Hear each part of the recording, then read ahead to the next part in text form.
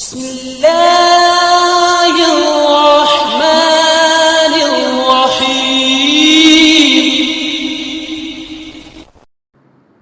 حضرت امام حسین کا 7 سال میں رکھا گیا، اس نے بھی خباثت یہی کی کہ چھری ماری یہاں۔ آپ بڑے حسین و جمیل تھے، اس نے چھڑی ماری، وہاں بھی ایک صحابی بیٹھے تھے، بول پڑے او ظالم بے ادب، یہاں نبی کریم علیہ السلام بوسے دیتے تھے، حضور کی بوسہ گائے صاحب کے جہاں تو چھڑی مار۔ امام حسین کو مخاطب کر کے یزید نے کہا، اے حسین تو نے میرا حق نہیں پہچانا، تو نے میرے ساتھ رشتہ توڑا ہے، یعنی ہماری رشتہ داری تو تھی نہیں، میرا حق نہیں پہچانا، تو نے قطع رحمی کی ہے، اور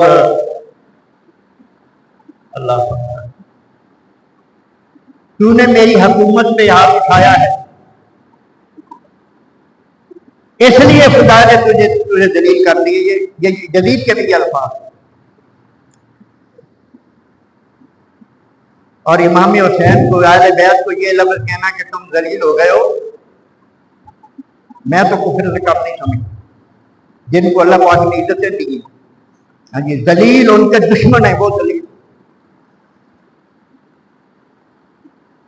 اللہ سجدہ کائنات وہاں بھی بولی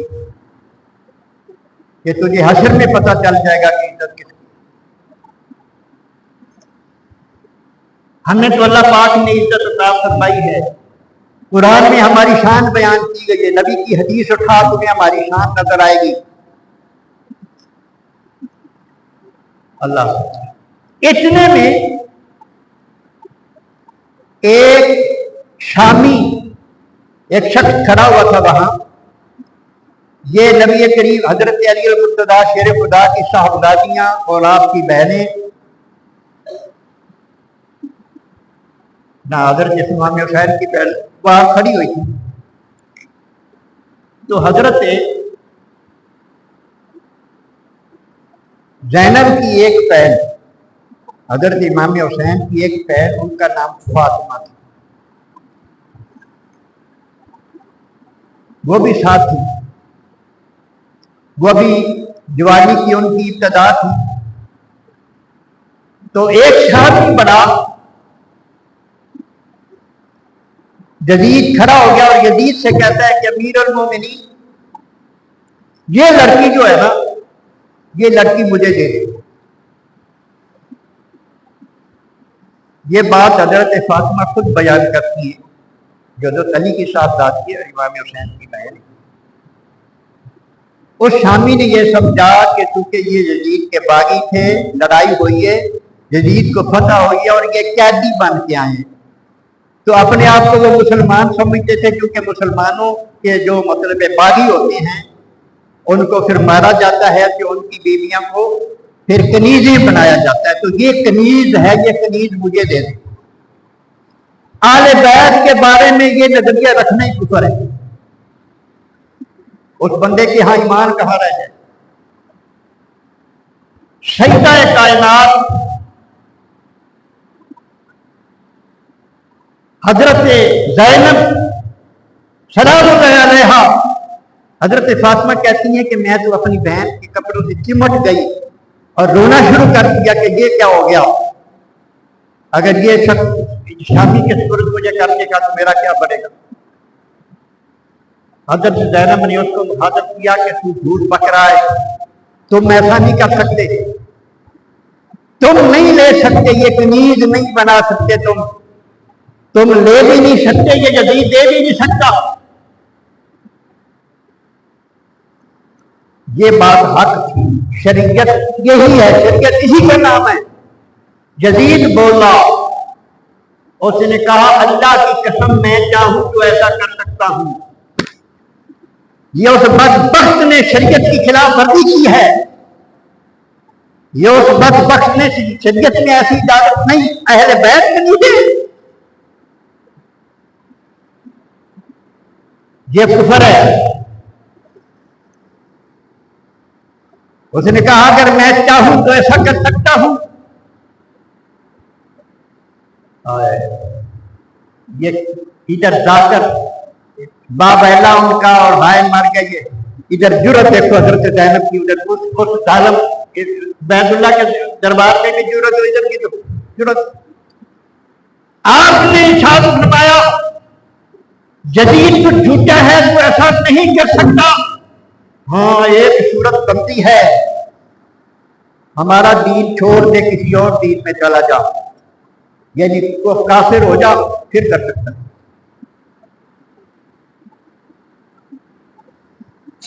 اب یزید نے یہ لفظ بولے تو جھوٹی ہے، تیرا بھائی بھی دین سے نکل گیا اور تیرا باپ بھی دین سے نکل گیا۔ باپ کون تھا؟ زینب کا باپ کون تھا؟ علی المرتضیٰ۔ اس نے علی المرتضیٰ کے بارے کہا کہ یہ تیرا باپ بھی دین سے نکل گیا اور تیرا بھائی بھی دین سے، یزید کے لفظ ہیں۔ اب نبی کریم علیہ الصلوۃ والسلام نے ارشاد فرمایا الحق مع علی، حق علی کے ساتھ ہے، دین علی کے ساتھ ہے۔ علی کل ایمان ہے، یہ حضور کا ارشاد ہے، علی کل ایمان ہے۔ وہ بدبخت کہتا ہے وہ دین سے نکل گیا۔ اور شریعت کا قانون کیا ہے؟ شریعت کا قانون کیا؟ میں ایک مثال کے ساتھ بیان کرتا ہوں، مثال کے ساتھ۔ میں یہاں بیٹھا ہوں نا، میرے سامنے ایک بندہ ہے وہ مومن مسلمان ہے، نعوذ باللہ نعوذ باللہ میں اس کو کافر کہہ دیتا ہوں، نقل کفر نہ باشد، میں اس کو کافر کہہ دیتا ہوں۔ شریعت کہتی ہے کہ اگر وہ مسلمان ہے تو وہ کفر میری طرف لوٹ آئے گا، یعنی یہ کہنے والا کافر ہو جائے گا۔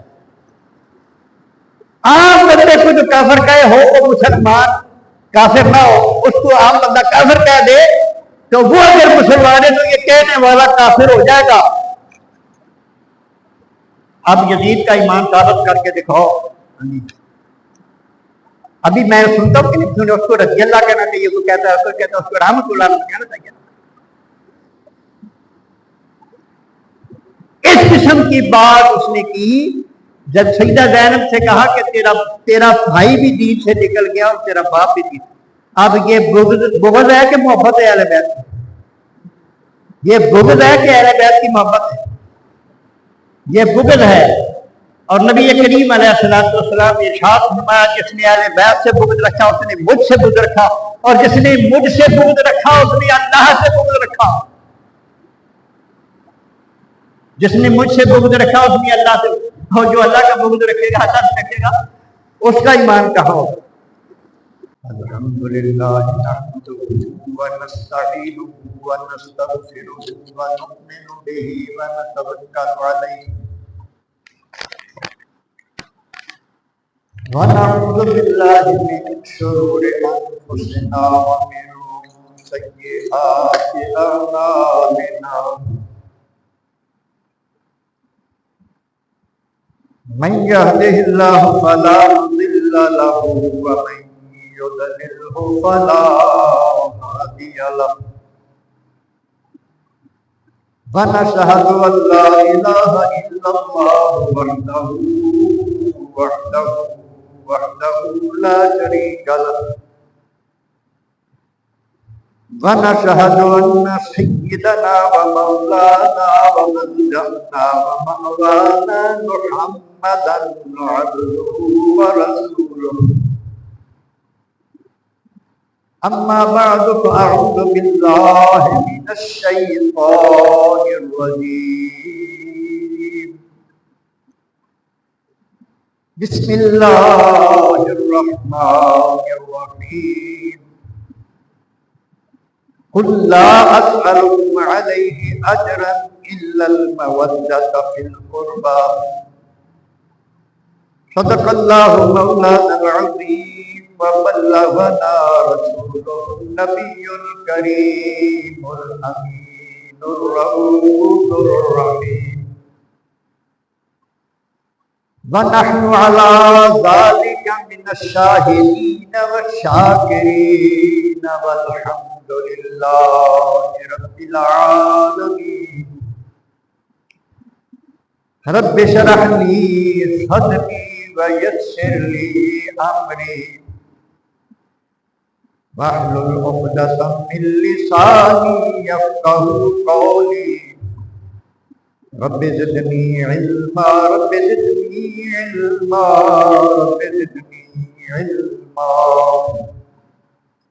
تمام تر حمد و ثنا کے لائق اللہ تبارک و تعالی جل جلالہ والد کی ذات پاک جس نے ہر چیز کو پیدا فرمایا، وہی سب کا مالک ہے،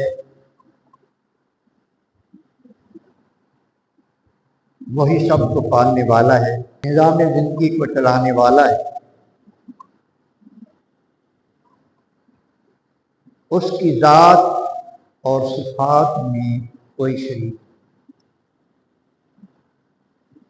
صرف وہی عبادت کے لائق۔ درود و سلام کے ہدیے حضور سرور کائنات فخر موجودات احمد مجتبی محمد مصطفیٰ صلی اللہ علیہ وآلہ وسلم کی بارگاہ میں، جن کو اللہ تبارک و تعالی نے تمام جہانوں کے لیے رحمت بنا کر کے قرآن مجید کی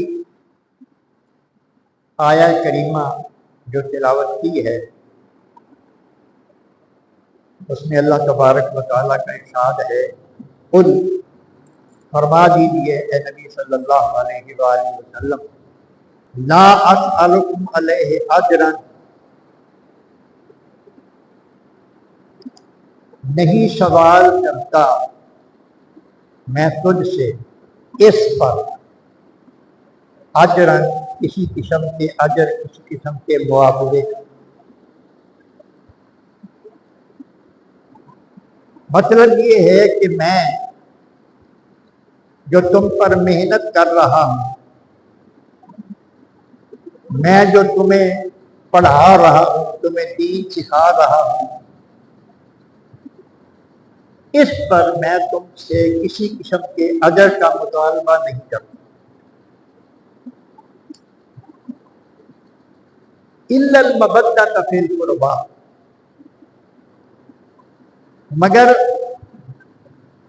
قرابت داری کی مودت، یہ مودت جو ہوتی ہے یہ ایسی محبت ہے کہ مثال دی جاتی ہے، مفسرین مثال دیتے ہیں کہ جو مچھلی ہے اس کو پانی کے ساتھ مودت ہوتی ہے، اس کو پانی سے باہر نکال کر رکھ دیں تو یہ مر جاتی ہے۔ اللہ تبارک و تعالیٰ نے اپنے حبیب سے گویا یہ ارشاد فرمایا کہ ان لوگوں سے کہہ دو کہ میرے خاندان سے، میری اہل بیت سے تمہیں اس طرح کی محبت ہونی چاہیے کہ گویا تم ان کے بغیر رہ نہ سکو۔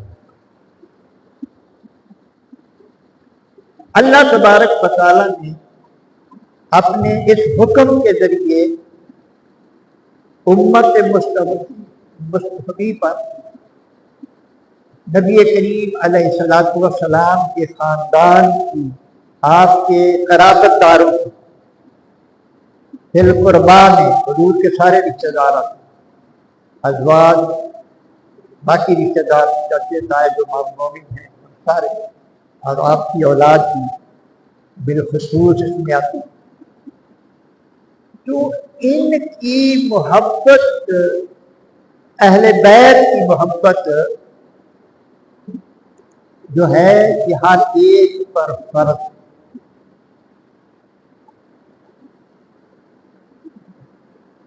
اور ایک دفعہ اس طرح ہوا کہ حضرت عباس رضی اللہ تعالیٰ عنہ نبی کریم علیہ السلام کے چچا، وہ تشریف لائے اور وہ بڑے غصے میں تھے، نبی کریم علیہ الصلوۃ والسلام نے پوچھا ان سے کہ آپ اتنے غصے میں کیوں ہیں؟ انہوں نے عرض کی کہ لوگ بیٹھے ہوتے ہیں، بات آپس میں کر رہے ہوتے ہیں، جب ہم جاتے ہیں، آپ کے خاندان میں سے کوئی جاتا ہے تو وہ چپ کر جاتے ہیں، یعنی ہمیں ہماری مداخلت کو اپنی محفل میں وہ دوبارہ نہیں کرتے، اپنی بات چیت میں دوبارہ نہیں کرتے، ان کے تیور بدل جاتے ہیں۔ تو نبی کریم علیہ الصلوۃ والسلام نے قسم کھا کر ارشاد فرمایا کہ اس وقت تک کسی شخص کے دل میں ایمان داخل نہیں ہو سکتا جب تک وہ تم سے محبت نہ کرے۔ یہ اپنے چاچے کو فرمایا مخاطب کر کے کہ جب تک تم سے کوئی بندہ محبت نہ کرے گا اس وقت تک اس کے دل میں ایمان داخل نہیں ہوگا۔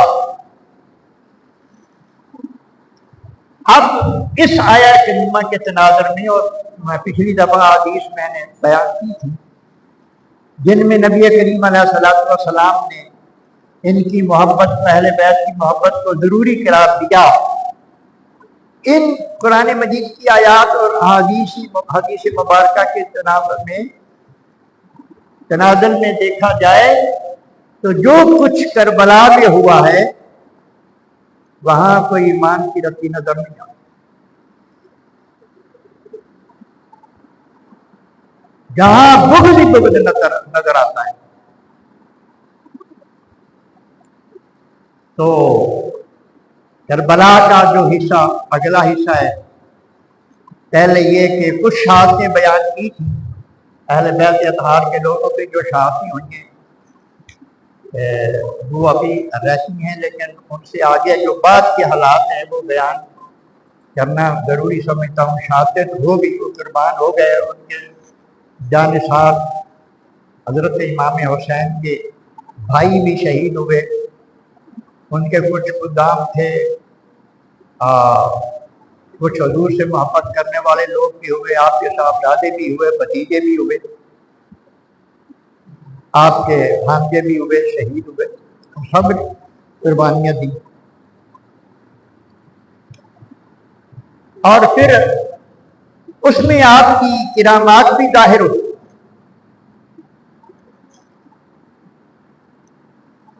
اللہ طاقت دیاں دوڑ نہیں لایا کہ انہاں دا صبر سی، اللہ تبارک و تعالیٰ کی رضا پر راضی تھی، ورنہ یہ سب کچھ ہو سکتا تھا۔ حضرت اسماعیل علیہ السلام کی ایڑی سے اگر پانی دم دم نکل سکتا ہے تو ان کے لیے بھی سب کچھ ہو سکتا ہے۔ ان کی کچھ کرامات، ایک شخص آیا، انہوں نے جب دیکھا کہ دشمن کی نیت بری ہے، وہ ہمارے ساتھ کوئی رعایت نہیں رکھنے والے، تو آپ نے جو خیمے اپنی اہل بیت کو جہاں ٹھہرایا ہوا تھا، اپنی بیویوں کو اس کے چاروں طرف خندق دعا کے اس میں آگ جلا دی تاکہ ہمارے خیموں پر کوئی حملہ نہ کرے۔ ایک شخص یزیدی فوج میں سے آیا، کہنے لگا کہ حسین اگلی آگ تو ابھی بعد میں ہے، تو نے دنیا میں ہی اپنے لیے آگ جلا لی۔ اب دیکھو یہ کتنی بڑی بدبختی اور کتنی بڑی گستاخی ہے، جس کے لیے نبی کریم علیہ السلام نے یہ ارشاد فرمایا ہو کہ یہ جنتی نوجوانوں کا سردار ہے، جس کے لیے حضور نے جنت کی بشارت دی ہو، اس کے بارے میں وہ بدبخت یہ کہہ رہا ہے۔ حضرت امام حسین نے ارشاد فرمایا کہ بدبخت، تو نے برا کیا ہے اپنے، اور اسی وقت اللہ کی بارگاہ میں عرض کی کہ مولا کریم اس کو اسی آگ میں جلا دے۔ وہ گھوڑے پر سوار تھا، اس کا گھوڑا بدکا دوڑا، وہ نیچے گرا، اس کا ایک پاؤں رکاب میں پھنس گیا اور اس کو گھوڑے نے خوب گھسیٹا۔ پھر وہ گھوڑا اس خندق کی طرف آیا اور خندق کے کنارے جب وہ پہنچا گھوڑا تو اس کا پاؤں رکاب سے نکل گیا اور آگ میں وہیں جل کے مر گیا۔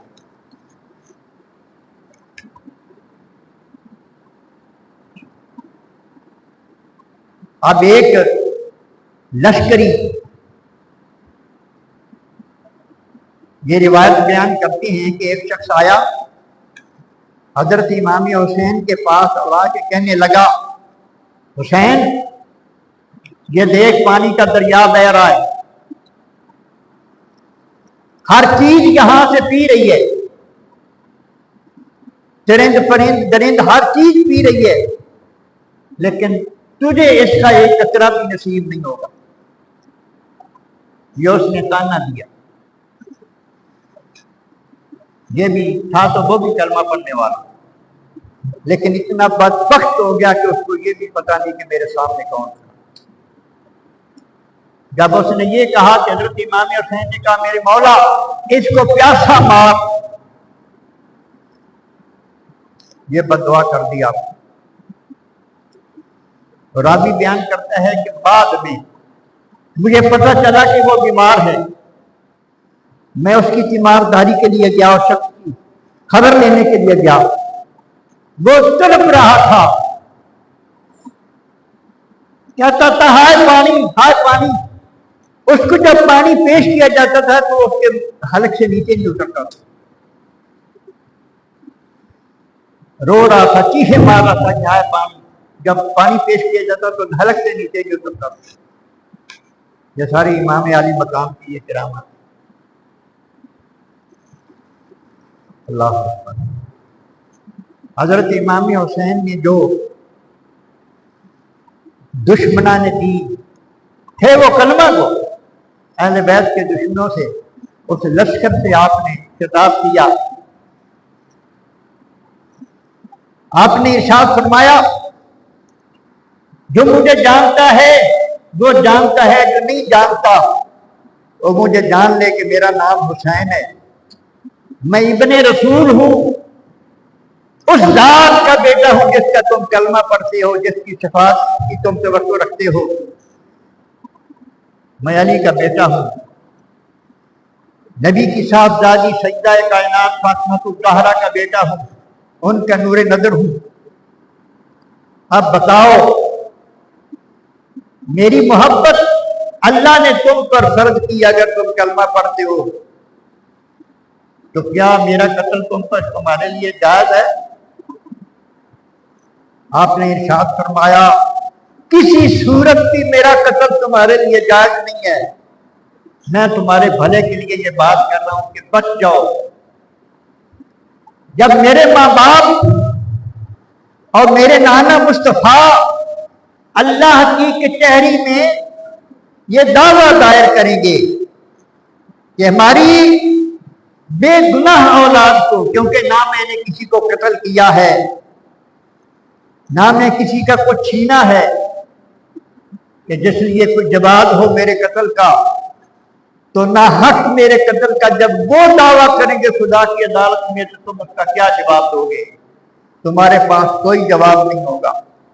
یہ خطاب فرمایا ہے حضرت امام حسین نے، اور خطاب کے دوران کئیوں کی آنکھوں میں آنسو بھی آ رہے، لیکن بدبختی ان پر مسلط ہو گئی۔ بہت سارا خطاب آپ نے فرمایا، میرے حق میں حضور نے یہ بھی فرمایا ہے، میرے حق میں حضور نے مجھے جنتی نوجوانوں کا سردار بھی ارشاد فرمایا ہے، تو کسی پر کوئی اثر نہیں ہوا۔ عمر بن سعد نے، بد نصیب نے کہا کہ امام اس وقت تقریر کا موقع نہیں ہے، جنگ کے لیے تیار۔ پھر آپ نے اپنی اہل خانہ سے، بالخصوص اپنی ہمشیرہ سیدہ زینب سلام اللہ علیہا سے ارشاد فرمایا کہ میری بہن، یہ بالکل اب اس بات سامنے ہے کہ ہم شہید ہونے والے ہیں، لیکن میری ایک بات یاد رکھنا، ہم یہ سارا کچھ شریعت کی پاسداری کے لیے کر رہے ہیں۔ نانا جان نے ارشاد فرمایا کہ جو مصیبت کے وقت من ضرب الحدود وشکل جنوب والجاہلیہ تھا، جو اپنے منہ کے مصیبت کے وقت اپنے منہ پہ تماچے مارے، اپنا گریبان پھاڑے، جاہلانہ کلمات اپنی زبان سے نکالے، وہ ہم میں سے نہیں۔ شریعت کی پاسداری کرنا، میری بہن صبر کرنا، بے صبری نہ کرنا۔ یہ حضرت امام حسین کا خطبہ ہے،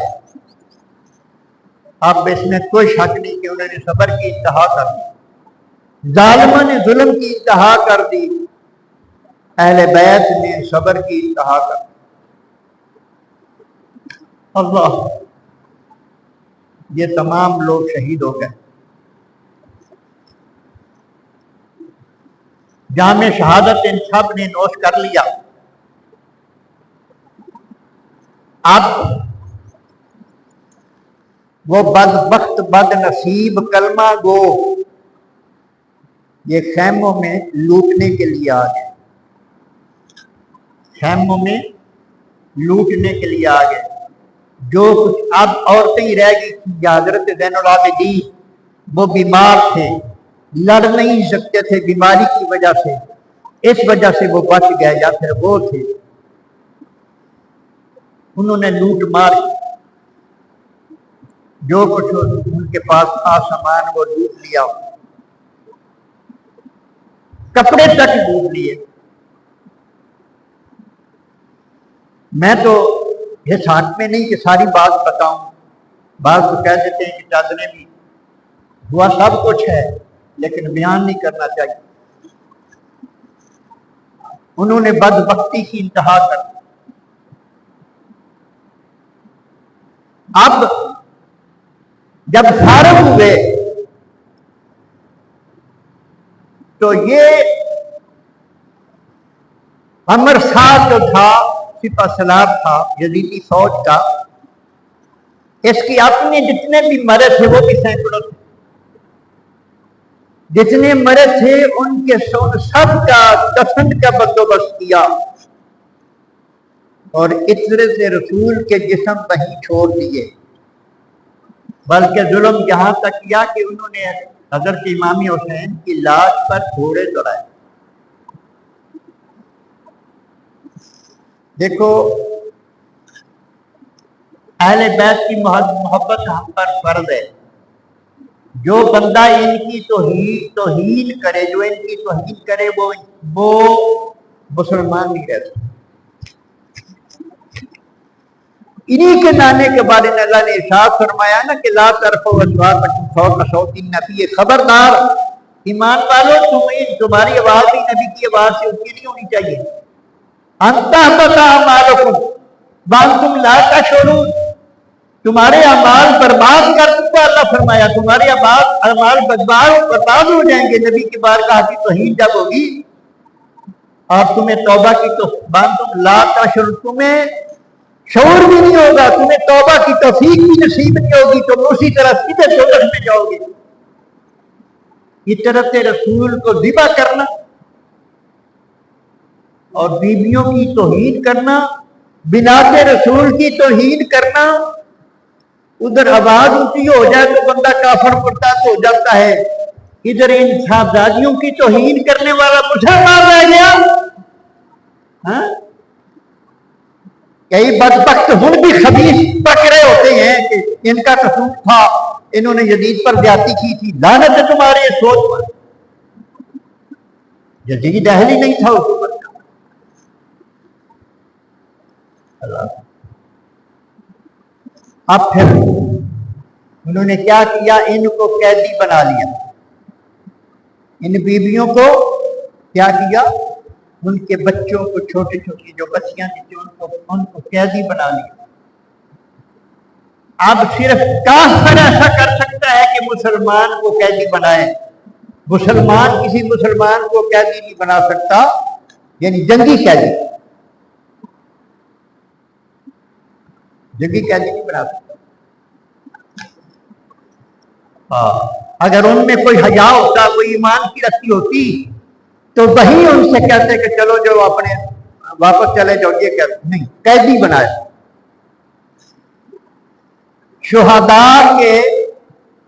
شہداء کے سروں کو نیزوں پہ ٹانگ دیا، نیزوں پہ رکھ کر شہداء کے سروں کو آگے آگے اور بیویوں کو پلان کے بغیر اونٹوں پر سوار کیا. اور ابن زیاد جو سب سے بڑا لعنتی اور بڑا بدبخت یزید کا گورنر تھا، جس کو کوفے میں اس نے بھیجا تھا، اس کے دربار میں پیش کرنے کے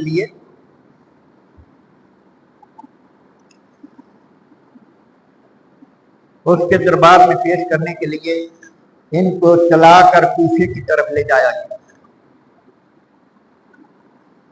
اور اعلان یہ ہوتا کہ جو باغی ہیں، یزید کے باغی، وہ قیدی بنا لیے گئے اور قیدی بن کے آ رہے ہیں.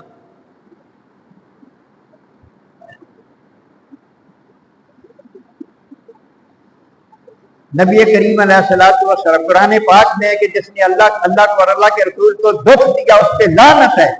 اب ایمان سے کہیں آپ مسلمان ہیں کہ حضور کی آل کے ساتھ جب یہ ہو رہا تو حضور خوش ہو رہے ہوں گے، دکھی ہوئے کہ نہیں ہوئے؟ تو یہ تو اللہ نے لعنت کی، جنہوں نے حضور کو دکھ دیا ان پر تو اللہ نے لعنت کی ہے. اس کو لعنت کرنی جائز ہے نہ یہ جائز ناجائز ہے؟ وہ ایمان تو ہے نا. جہاز جہاز پتر جب اطرت رسول کے ساتھ یہ حالات ہو رہے تھے تو اس سے بڑا نبی کریم علیہ السلام کو اور کیا دکھ ہو سکتا ہے؟ اللہ نے لعنت کیا قرآن مجید. جب کوفے میں اطلاع پہلے پہنچی کہ اہل بیت کے اطہار قیدی بن کے آ رہے ہیں، ابن زیاد نے اپنے دربار کو سجایا، اپنے دربار کو خوب سجایا، اور جو اس کے بڑے بڑے سردار کے کوفے کے اس کو بلایا اور شہداء کے سر اس کے سامنے پیش کیے گئے. اور امام حسین کا سر جو تھا وہ تھال میں رکھ کر پیش کیا، اس کے سامنے ٹیبل پہ رکھا امام حسین کا سر. اس بدبخت کے ہاتھ میں چھری تھی، وہ امام حسین کے دانتوں پہ مار رہا تھا، ایسے چھری آپ کے اونٹوں پہ مار رہا تھا. مجبور تھے لوگ. وہاں ایک صحابی بیٹھے ہوئے تھے، غالباً حضرت انس رضی اللہ تعالیٰ، اور بھی کئی صحابی وہاں بیٹھے ہوئے تھے جو پوچھے. انہوں نے کہا اور بدبخت، تو بے ادبی کر رہا ہے، یہ حسین ہے، یہ جن ہونٹوں پہ تو چھری مار رہا ہے میں نے مصطفیٰ کے لب یہاں لگتے ہوئے دیکھے اپنی آنکھوں سے. حضور ان کو چوما کرتے تھے اور بدبخت تو اپنی چھری لگا. اسی طرح ایک صحابی نے اسی طرح کہا کہ تو یہ بدبختی کر رہا ہے. وہ اگلی بات میں آتا ہے اس کو قتل ہی کروا دیا. حضرت زینب رضی اللہ تعالیٰ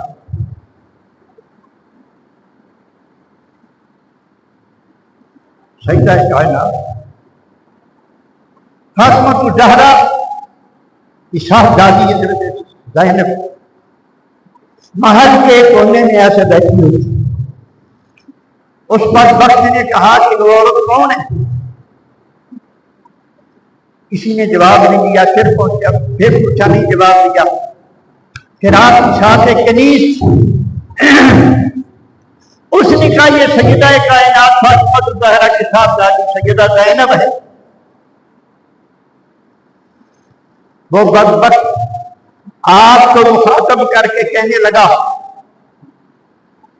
اے زینب تم نے اپنا انجام دیکھ لیا، خدا نے تمہیں دلیل کیا ہے. اگر بات بڑی قابل غور ہے، बात काबिल गौर है। सजदा कायनात फातिमा को इतरत रसूल के सबसे इज्जत के लिए अल्लाह पाक ने पूरी कायनात में इज्जत की आले बैठ की। उसे कहता तुमने देख लिया, खुदा ने तुम्हें जलील किया। इसको मोहम्मद समझो, सारे मुसलमान ही थे बेचारे, शहजादों की लड़ाई, बेगैरत शर्म नहीं आती। अल्लाह, फिर उसने कहा तुमने देखा तुम्हारे खुदा ने तुम्हारे साथ क्या हाल किया। कुर्बान जाए शहीदाए कायनात की बहादुरी पर, उनके इल्म पर, उनकी जुर्रत पर। उनकी रगों में हजरत हैदर का खून था। शहीदाए कायनात फातिमा के दूध की तफसीर की। आप यूं आसमान की तरफ नजर उठा के कहती हैं अल्हम्दुलिल्लाह, शुक्र है उस मौला का जिसने हमें खानदान नबूवत में पैदा किया। क्या बात, शुक्र है उस खालिक मालिक का जिसने हमें नबी के घर पैदा किया, हमें इतरत रसूल बनाया। फिर वो कहने लगा तेरा भाई जो मारा गया है, फिर देखा उसके साथ क्या हुआ। तो सजदा कायनात ने इरशाद बनाया लख बार खुदा का शुक्र करती हूँ जिसने मेरे भाई को शहादत का रुतबा था।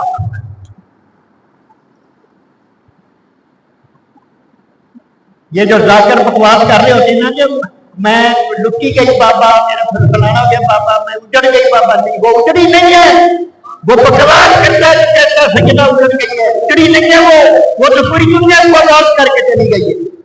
क्या ख्याल है? ईमान वाला नहीं है कह सकता कि वो उजड़ गई।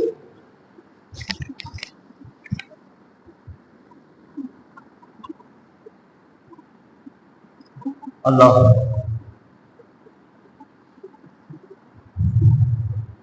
फिर उसने इसी तरह कोई अहले बैत से के बारे में बात की, आपने फिर उसका जवाब दिया। तो आपने इरशाद फरमाया आज तू हुक्मरान है और इख्तियार तेरे पास है। आज तू जहां अहले बैत की तौहीन भी कर रहा है, सारा कुछ कर रहा है, जब हशर का मैदान लगेगा तुझे पता चल जाएगा।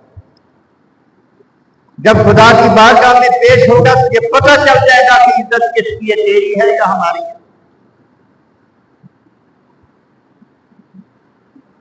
अल्लाह अकबर।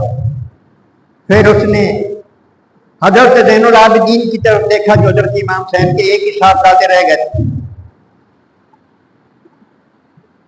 पूछा अमर साथ से कि ये बच्चा कौन है? उसने कहा ये इमाम हुसैन का बेटा है।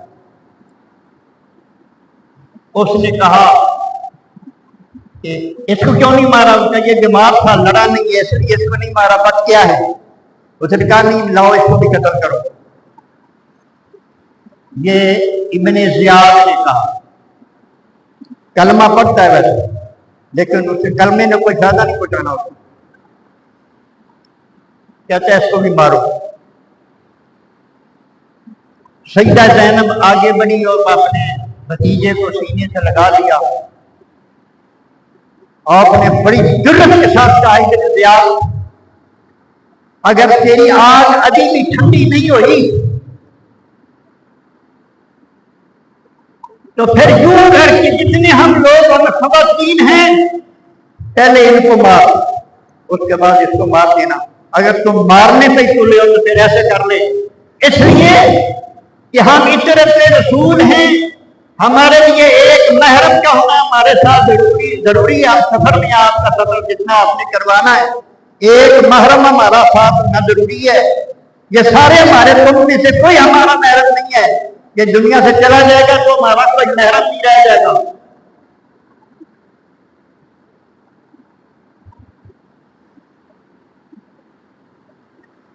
उसने फिर बकवास की कि तेरी अभी तेरी ये जरूरत खत्म नहीं हुई, तू बड़ी जरूरत से बोलती है। उसने कहा मैं हाथ के साथ हूं। सजदा ने कहा मैं हाथ के साथ हूं, इसलिए हाथ में जरूरत होती है। और उसने कहा मैं नहीं चाहता कि फातिमा की नस्ल दुनिया में रहे, उसके ये अल्फाज हैं। नबी करीम अलैहिस्सलाम ने इरशाद फरमाया कि हर बच्चे की नस्ल बेटे से चलती है, मेरी नस्ल मेरी बेटी से चलेगी। ये जो फातिमा की नस्ल थी वो नस्ल मुस्तफा है।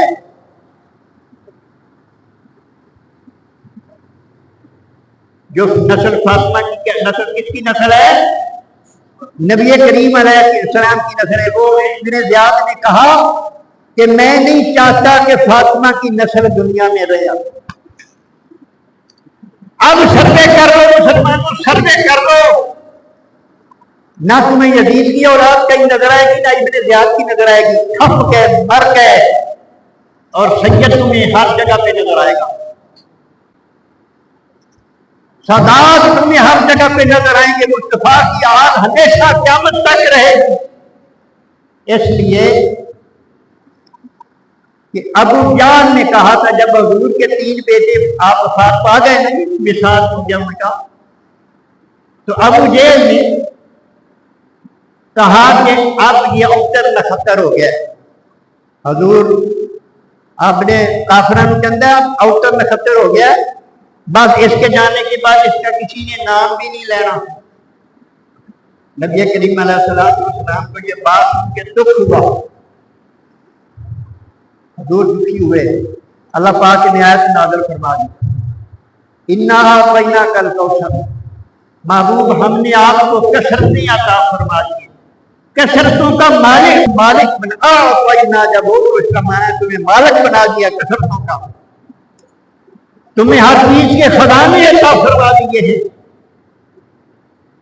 फसल्ले लिरब्बिक वनहर, आप नमाज पढ़िए और कुर्बानी दीजिए। आगे फरमाया इन्ना शानिया का हुवल अबतर, महबूब तेरा दुश्मन ही औतरा है, तू नहीं औतरा, तेरा दुश्मन औतरा है। अब ये भी कोई आदमी नजर आएगी किसे मिट गया सारे इन्होंने भी जड़िया दूध औतरा कहते सन।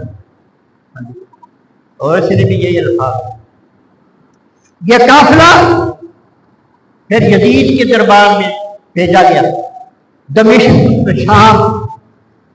और जब किसी कोई शहर आता तो गलियों में फिराया जाता है, तो गलियों में फिराया जाता है।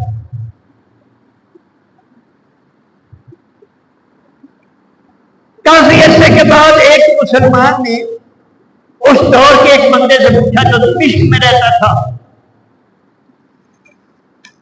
और ऐलान होता था कि यजीद की हुकूमत के बागी हैं, जिनके मर्द मारे गए हैं उनकी औरतों को कैदी बना लिया, कनीजी हैं औरतों को कैदी बना लिया गया, कैदी जा रहे हैं। लोग फिर देखने के लिए आते। एक बंदे ने सवाल किया कि मुझे वो गली दिखा जहां से हुजूर की आग गुजरी थी। उसने मोहब्बत से पूछा।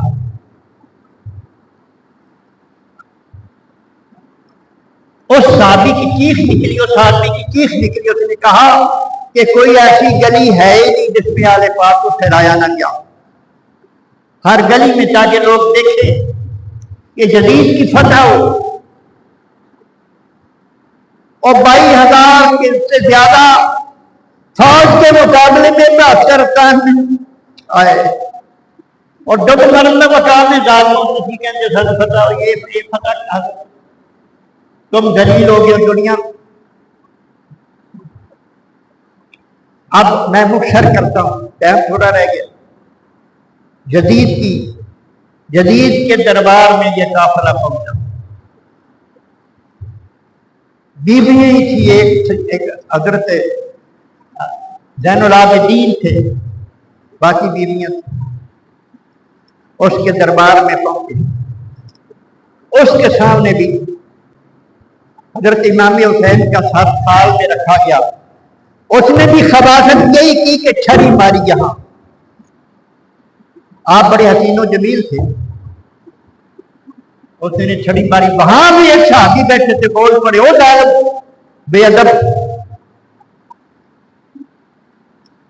यहाँ नबी करीम अलैहिस्सलाम बोसे देते थे, हजूर की बोसा गाय साहब के जहां तो छठी बात।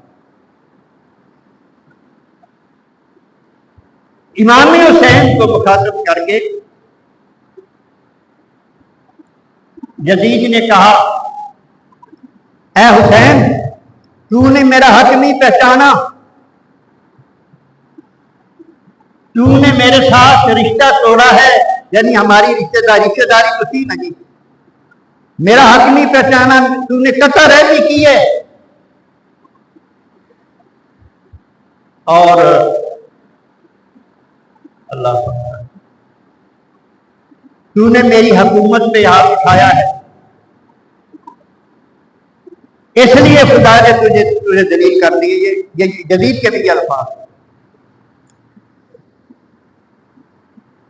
और इमाम हुसैन को, आले बैत को ये लफ्ज कहना कि तुम जलील हो गए हो,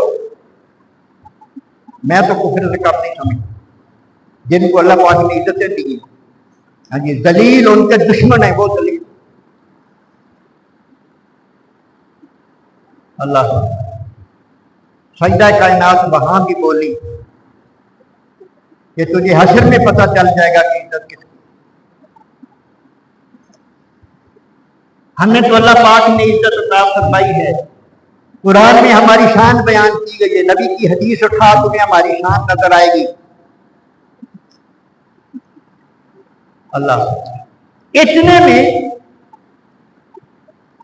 एक शामी, एक शख्स खड़ा हुआ था वहां, ये नबी करीम हजरत अली मुर्तदा शेर खुदा की साहबजादियां और आपकी बहनें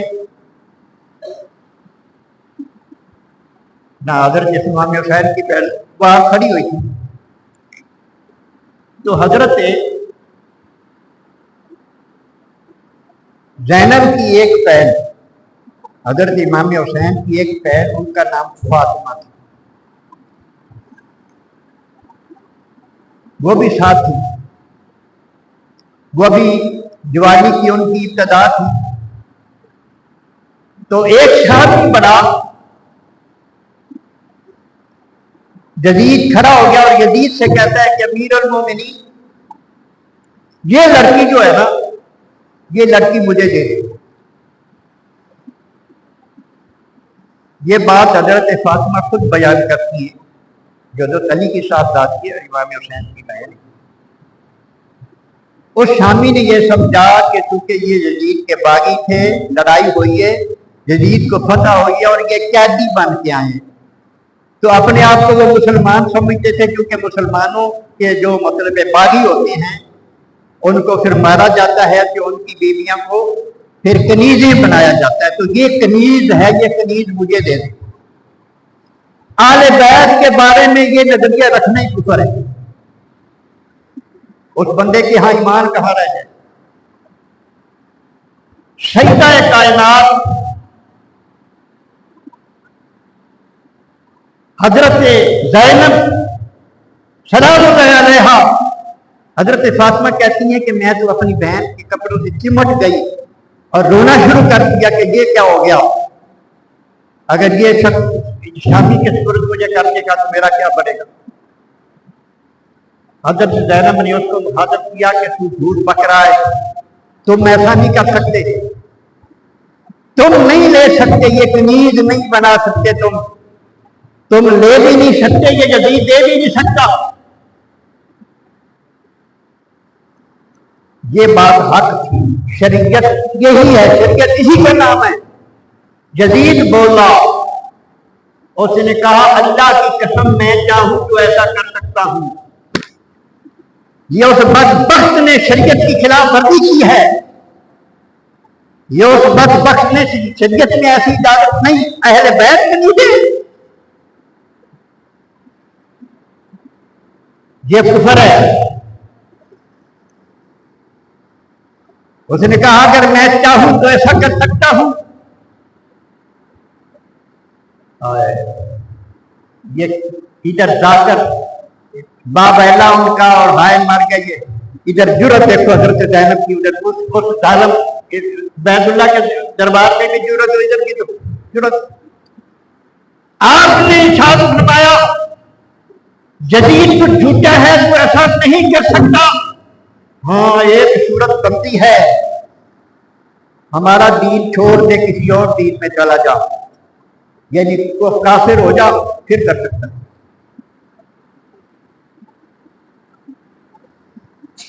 اب یزید نے یہ لفظ بولے، تو جھوٹی ہے، تیرا بھائی بھی دین سے نکل گیا اور تیرا باپ بھی دین سے نکل گیا۔ باپ کون تھا؟ زینب کا باپ کون تھا؟ علی المرتضیٰ۔ اس نے علی المرتضیٰ کے بارے کہا کہ یہ تیرا باپ بھی دین سے نکل گیا اور تیرا بھائی بھی دین سے، یزید کے لفظ ہیں۔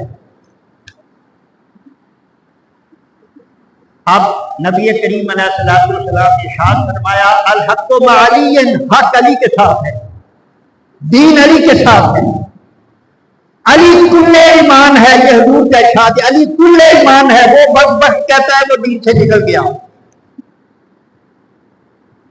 اور شریعت کا قانون کیا ہے؟ شریعت کا قانون کیا؟ میں ایک مثال کے ساتھ بیان کرتا ہوں، مثال کے ساتھ۔ میں یہاں بیٹھا ہوں نا، میرے سامنے ایک بندہ ہے وہ مومن مسلمان ہے، نعوذ باللہ میں اس کو کافر کہہ دیتا ہوں، نقل کفر نہ باشد، میں اس کو کافر کہہ دیتا ہوں۔ شریعت کہتی ہے کہ اگر وہ مسلمان ہے تو وہ کفر میری طرف لوٹ آئے گا، یعنی یہ کہنے والا کافر ہو جائے گا۔ عام بندے کو جو کافر کہے ہو وہ مسلمان کافر نہ ہو، اس کو عام بندہ کافر کہہ دے تو وہ اگر مسلمان ہے تو یہ کہنے والا کافر ہو جائے گا۔ اب یزید کا ایمان ثابت کر کے دکھاؤ۔ ابھی میں سنتا ہوں کہ نہیں، اس کو رضی اللہ کہنا چاہیے، کوئی کہتا ہے اس کو کہتا ہے، اس کو رحمت اللہ علیہ کہنا چاہیے۔ اس قسم کی بات اس نے کی جب سیدہ زینب سے کہا کہ تیرا بھائی بھی دین سے نکل گیا اور تیرا باپ بھی دین۔ اب یہ بغض ہے کہ محبت ہے اہل بیت کی؟ یہ بغض ہے کہ اہل بیت کی محبت ہے؟ یہ بغض ہے۔ اور نبی کریم علیہ الصلوۃ والسلام نے ارشاد فرمایا جس نے اہل بیت سے بغض رکھا اس نے مجھ سے بغض رکھا، اور جس نے مجھ سے بغض رکھا اس نے اللہ سے بغض رکھا۔ جس نے مجھ سے بغض رکھا اس نے اللہ سے، اور جو اللہ کا بغض رکھے گا اللہ سے رکھے گا، اس کا ایمان کہاں ہوگا؟ اور ایک آخری حدیث سنا کے بعد میں ختم کرتا ہوں۔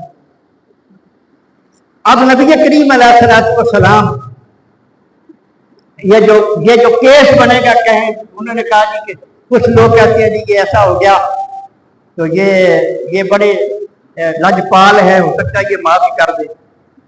اب نبی کریم علیہ الصلوۃ والسلام بان سلمہ قالت دخلت علی ام سلمہ، یہ ایک سلمہ بی بی ہے، ام المومنین ام سلمہ رضی اللہ تعالیٰ عنہ، اس کے پاس یہ گئی ہے، بہیا تب کی، یہ رو رہی تھی۔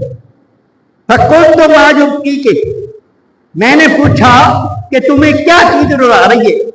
قالت رأیت رسول اللہ صلی اللہ علیہ وسلم تغنی فی المنام، انہوں نے کہا کہ میں نے ابھی نبی کریم علیہ السلام کو خواب میں دیکھا، بالا راس ہی ولحیت ہی تراب، حضور کے سر پر اور حضور کی داڑھی پر مٹی پڑی ہوئی تھی۔ میں حدیث سنا رہا ہوں، کہانی نہیں سنا رہا، حدیث سنا رہا ہوں، یہ مشکات میرے سامنے پڑی ہوئی ہے۔ انہوں کہ میں خواب میں حضور کو دیکھا، سر پہ اور داڑھی پر مٹی پڑی ہوئی ہے۔ فقلت ما لک یا رسول اللہ، میں نے عرض کی کہ یا رسول اللہ یہ آپ نے کیا حال بنا رکھا ہے، آپ کو کیا ہوا؟ قال شہدت قتل الحسین آنفا، آپ نے فرمایا جہاں حسین کو ذبح کیا گیا ہے ماں وہاں ابھی تک وہاں موجود تھا، میں ابھی وہاں سے آ رہا ہوں۔ حضور فرماتے ہیں شہد تو میں وہاں حاضر تھا جہاں حسین کو شہید کیا۔ اب یہ ام المومنین ام سلمہ کی یہ حدیث ہے۔ آپ حضرت ابن عباس کی حدیث بھی سن لیں۔ وعن ابن عباس انہ قال رأیت النبی صلی اللہ علیہ وسلم فی ما یرا النائم، وہ کہتے ہیں میں نے نبی کریم علیہ السلام کو دیکھا जिस तरह सोया हुआ बंदा देखता है, यानी ख्वाब में देखा। ज़ात यौम निस्फ़ नहारे,